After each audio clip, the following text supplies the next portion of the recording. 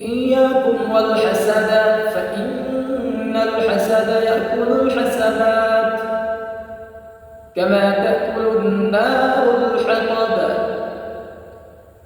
রাসূল আকরাম সাল্লাল্লাহু আলাইহি ওয়াসাল্লাম বলেন, তোমরা হিংসা থেকে বেঁচে থাকো, কেননা হিংসা নেকিকে এমন ভাবে ধ্বংস করে ফেলে যেমন লাকড়িকে আগুন জ্বালিয়ে ফেলে, ধ্বংস করে ফেলে।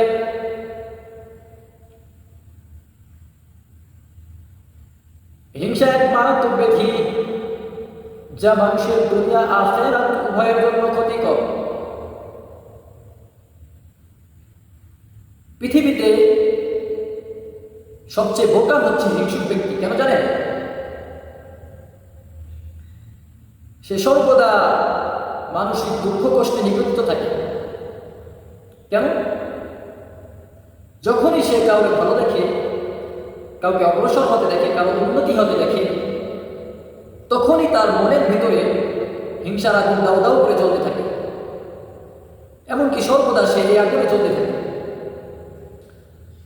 আরবিতে একটি প্রবাদ বাক্য আছে যার সারমর্ম হলো এরকম: হিংসা হলো আগুনের মতো। আগুনের বৈশিষ্ট্য হচ্ছে যখন সে জ্বালানোর মতো কোনো কিছু পায় তখন সে এটাকে জ্বালিয়ে দেয়, আর যখন জ্বালানোর মতো কিছু না পায়,